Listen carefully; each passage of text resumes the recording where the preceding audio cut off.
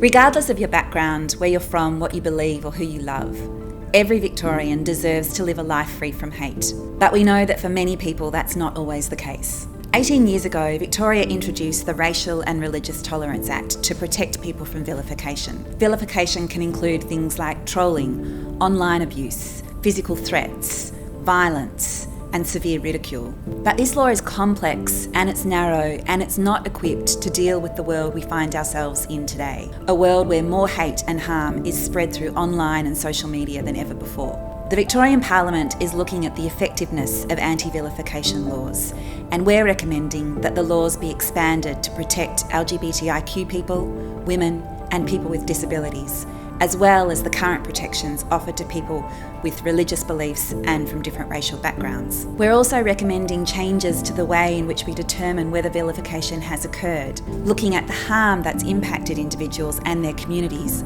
rather than focusing on a complex and difficult to prove incitement test, which doesn't really capture the type of hate that people experience. What is critically important is that the law reflects community expectations. What's also important is that we get the balance right between freedom of expression and protecting people from hate and discrimination. We also know that a law like this is only effective when it can be properly enforced. We've recommended that the criminal law be simplified to deal with incidences of hate. We've also recommended that the Commission's powers for resolving disputes and looking into systemic issues of vilification are strengthened. And we also know that the public need to understand better about what protections are out there. What does vilification look like? How can you prevent it? How can you respond to it? We live in one of the most diverse communities, and it's important that everyone in that community can live their lives without hate and free from vilification.